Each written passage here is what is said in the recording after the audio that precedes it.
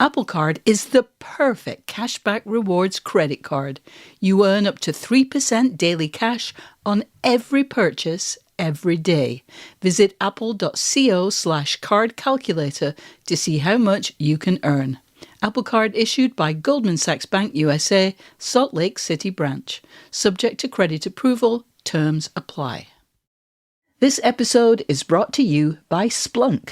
You need to keep operations humming around the clock, but potential disruptions are everywhere. Splunk helps you predict problems and find and fix issues fast so you can reduce risk and ditch downtime. The world's largest enterprises rely on Splunk's unified security and observability platform to become more efficient, resilient, and innovative. With Splunk, you can react quickly, evolve faster, and be ready for anything. Stay ahead of disruptions. Learn more at splunk.com/resilience.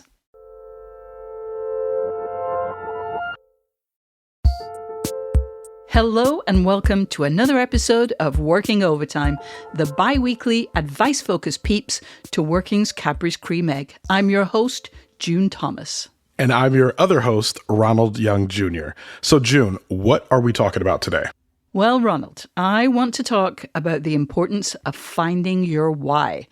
There are other names for this why, a personal statement of purpose, a mission statement, your ikigai. But what I'm talking about is explicitly naming your motivation for doing the things you do, whether that's focusing on artistic pursuits or any other kind of project, and using that information and motivation to help set priorities and decide how you're going to spend your time. Do you have this kind of personal mission statement? I don't really have a personal mission statement, but I really like to think about my motivation. And most recently, it's been like wanting financial independence. Specifically, I want to buy a house. I've been renting for a very long time, and I just want my own little piece of land. But I also want to be able to, when I think about things I want to do creatively, I want to be able to foster meaningful conversations about things that I think are important. Like there's a lot of activism, there's a lot of equality and equity and social justice work. And I want to be able to have conversations that are kind of feeding into those and helping to bolster those narratives. And I like to weave that into my creative work as well. I don't want things to be like kind of like a direct metaphor all the time, but I like to tell stories that kind of allow you to unpack a larger lesson. So that's all kind of what motivates me to continue doing this type of work. You're clearly very mission driven, so you might not have a statement, but it seems like you certainly have a why there. And I was going to say that I only recently figured my why out, but I don't think that's quite true. I think for a very long time, my main priority was make enough money to do the kind of work I want to do, which was journalism. And because that was my preeminent concern, I focused on jobs that paid on a predictable schedule. And that meant I didn't do as much of my own creative work as I would have liked to. And about 3 years ago, I realized I'd gotten to an age where I basically had to make a change if I wanted to write a book, which was something that had been kind of a dream of mine for many years. If that dream was going to become a reality, I'd have to make some big changes. And I wasn't unhappy in my previous life, not at all. But I felt a calling to do something different, and that required some reshuffling. That's when I left my full-time management job at Slate, and I decided to move to the other side of the Atlantic. And as other opportunities arose, whereas I once might have decided whether or not I could fit them into my schedule based on how much they paid, now my most important concern was how much it would derail or distract me from the work I valued most, which was working on my book. And I still said yes to some projects. After all, here I am on this podcast. But my calculation changed based on shifting priorities. And I think having clear priorities / whys makes that kind of tough decision making easier. Does that all make sense to you? Absolutely. There's always going to be trade-offs. I remember when I was working on my other show, Wait For It, I remember I was pitching it around and I was getting a lot of no's. A lot of people saying, oh, we like this, but no, we don't want to do it. And eventually I had to make it independently. And I remember while making it independently, one thing I realized that I was the final stakeholder. I was the one calling the shots. I was able to make the show that I wanted to make. However, I also, was still having to think about my bills all the time. I was still, we've had the freelance discussion. So really committing to that idea of freelancing and maybe having to struggle a little bit for a check meant that in return, I got to make the show that I wanted to make that has been kind of well received by audiences, which is something I really enjoy. So I've kind of started thinking that remaining independent for creative freedom is important for me, just so I have that autonomy. And again, it goes back to being able to have the conversations I want to have and to be able to like kind of push the agenda that I want to push without someone kind of like telling me what I can and can't do. So there's always trade-offs when you kind of have a place that you're trying to go.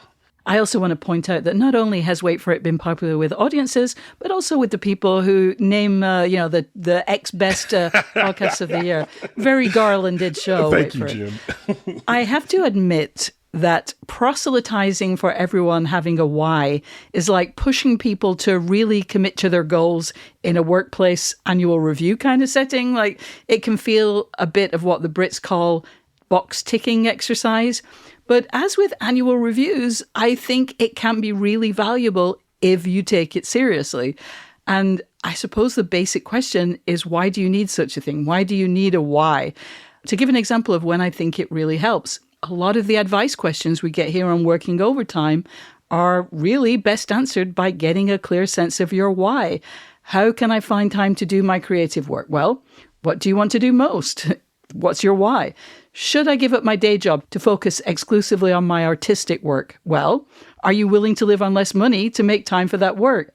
These are really questions about priorities. And if you don't know why you're doing the things you do and what's important to you, it's very hard to set priorities. All right, we're going to take a break, but when we come back, we'll talk more about finding your why.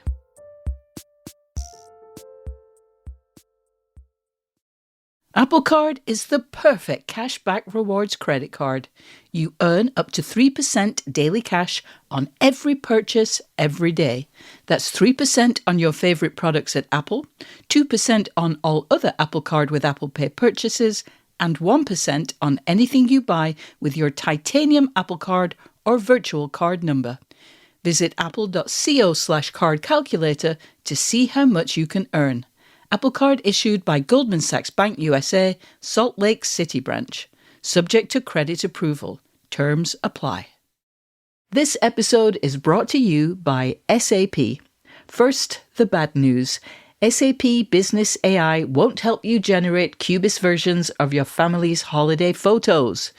But it will help you understand which supplier is best to help you roll out your plant-based packaging in Southeast Asia, identify the training your junior project manager needs to rise up the ranks, and automate repetitive tasks while you focus on big innovations, so you can be ready for the next opportunity. Revolutionary technology, real-world results. That's SAP Business AI. Hey, listeners, do you have any tips or questions about the creative process? Get in touch and share your advice. You could email us at working@slate.com, or even better, you could call us and leave a message at 304-933-9675. That's 304-933-WORK. And we're back. Okay, I hope I've convinced everyone that having a why is important, but how do you figure it out? Ronald, a few weeks ago in our conversation after your working interview with designer Wendy McNaughton, you mentioned having made an enormous life change a few years ago when you left IT to focus on making podcasts and spending all of your time on creative pursuits. It sure sounds to me like that was a decision based on your why. Can you talk about what your motivations were and how you decided that the time was right? Well, the time was decided for me. I had always said that I wanted to be full-time audio production by the end of 2020. January 2020 came and I'm like, all right, Ronald, you got to the end of the year to get that thing done. Then February and March 2020 came and I said, maybe this decision needs to take a little bit longer than I thought.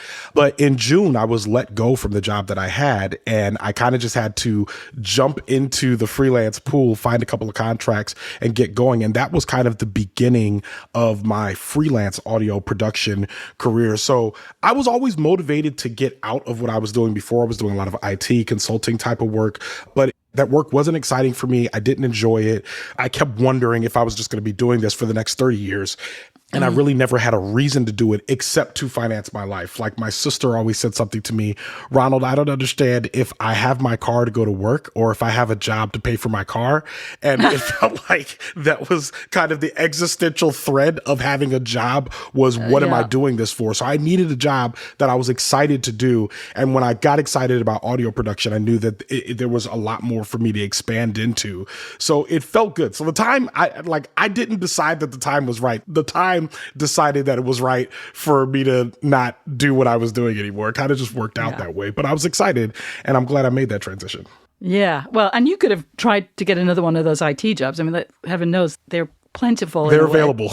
Yeah. And I just think that being excited about working every morning, that's a really good why. Yeah. That's a really, really good reason to make a big life change. I think one reason I'm so gung-ho about setting clear priorities and making your internal motivations explicit is that there is so much in life that is unpredictable. You know, if you're going freelance, it's impossible to know how many gigs you'll get, how many Patreon supporters will sign up, how many paid newsletter subscribers you'll get. In other words, how much money you'll earn. So faced with so many unknowns, the more you can clearly articulate, the more you can just have a statement in front of you, just on a Post-it note on the wall in front of you. I just think you're going to feel better. How did you deal with so many uncertainties when you made your big change? Especially in 2020. Man, at the time, I had no idea what I was doing. I go to therapy and I pray a lot. And once I get my mind right, I keep a spreadsheet. I stay constantly networking because you never know where your next opportunity is going to come from. I try to plan ahead financially when I can. That's not always easy because you don't know when the next check is coming or how much it's going to be for at times. Therefore, I ask for help when I need it. I have a lot of good family and friends and a lot of folks that are willing to step up and support me. But there's a lot that I can't control. So sometimes I just kind of have to roll with what comes. And that just means kind of having a positive attitude, going back to therapy and prayer.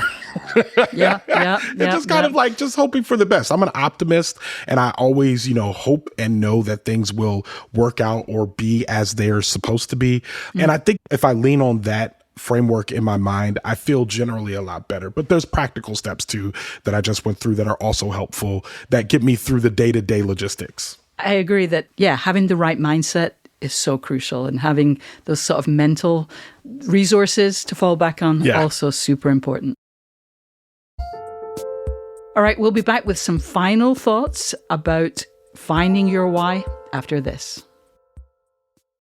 This podcast is brought to you by Progressive Insurance. Most of you listening right now are probably multitasking. Yep, while you're listening, you're probably also driving, cleaning, exercising, or maybe even grocery shopping. But if you're not some kind of moving vehicle, there's something else you can be doing right now: getting an auto quote from Progressive Insurance. It's easy, and you could save money by doing it right from your phone. Drivers who save by switching to Progressive save nearly $750 on average, and auto customers qualify for an average of 7 discounts. Discounts for having multiple vehicles on your policy, being a homeowner, and more. So, just like your favorite podcast, Progressive will be with you 24/7, 365 days a year, so you're protected no matter what. Multitask right now. Quote your car insurance at Progressive.com to join over 28 million drivers who trust Progressive. Progressive Casualty Insurance Company and Affiliates. National average 12-month savings of $744 by new customers surveyed who saved with Progressive between June 2022 and May 2023. Potential savings will vary. Discounts not available in all states and situations. Apple Card is the perfect cashback rewards credit card.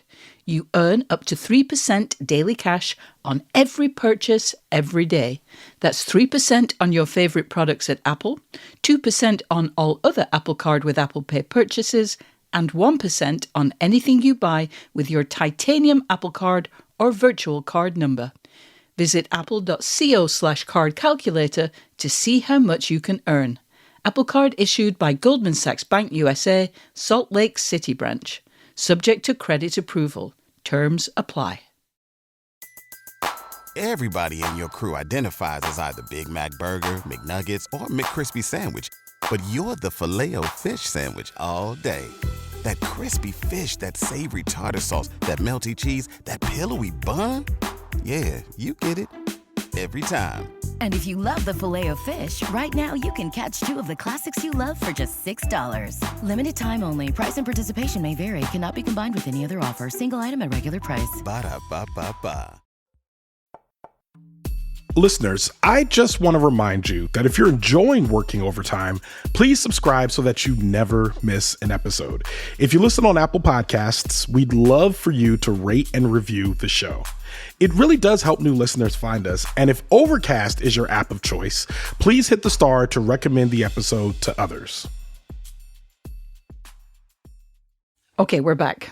Because our focus on working and working overtime is on the creative process, I've been talking a lot about prioritizing time for things like writing or playing music or making pottery. But I suspect that for a lot of people, relationships and family are the things that make them reshuffle their priorities. So whether it's about meeting someone and feeling that you'd rather take those weekends that you used to block out for working on your novel and spend them with that person, or because you're drawn to spend more time with friends or aging family members, or you decide to have children and realize you'd rather spend your nights at home with your family rather than in clubs playing with your band. Who would ever make that choice? I would contend that these kinds of decisions are all about thinking about your why and acting on your ever-changing priorities. I also want to say that thinking about your why does not necessarily mean committing to change. You may well do your periodical reconsideration of your life's purpose and decide that you're on track, or you just need to make really small adjustments, maybe putting a little more emphasis on health or friendships for a season or whatever. It's not necessarily a prescription for leaving your job and moving across the world. You can do smaller things. Do you have any last thoughts on this, Ronald? You know, something that I've been thinking a lot recently is being present and being patient. And I think a lot of times when you're focusing on your why, it's easy to get impatient when things aren't happening as quickly as you would like them to, or as frequently. And I think if you could just focus on what is happening in your life right now, what is happening for you and in front of you in your life right now, things that you enjoy, even the things that you don't enjoy so much, and just kind of like analyze those, reflect on those, understand why they're happening. I think you'll find that you can kind of right the ship a little bit more in the moment when you're feeling a little stressed, when you're feeling a little upset that things aren't happening or being laid out in the way that you want them to be. If you could do that, I think you can bolster your patience a bit and make it a little bit further down the road. So be as present as you can. And I really just want to echo that again, because a lot of people say be present. It just means like a throwaway word. And when I say be present, I mean, think about everything that's happening in your life currently. Take a real mental evaluation of that and kind of reflect on what that means to you and how that is pushing you forward. And I think you'll find that you have a little bit more gas to go a little bit further. I so agree that we sometimes use terms like mindfulness and you know, it's almost like a thing that you do, but actually it's just about being sensitive to what's happening in your life and just paying attention. That's all the time we have for this episode, but let me leave you with one last piece of advice. I think you should subscribe to Working wherever you get your podcasts. And if you have ideas for things we could do better or questions you'd like us to address, we would really love to hear from you. You can send us an email or a voice memo to working@slate.com or give us a ring at 304-933-WORK. If you'd like to support what we do, sign up for Slate Plus at slate.com/working plus. You'll get bonus content, including exclusive episodes of Slow Burn and Decoder Ring, and you'll be supporting what we do right here on Working. Thank you, as always, to Working Overtime's producer, Kevin Bendis, and to our series producer, Cameron Drews. When we're recording episodes of Working, my why is to make sure that Kevin and Cameron are happy. We'll be back on Sunday with a brand new episode of Working, and in 2 weeks, we'll have another Working Overtime. Until then, get back to work.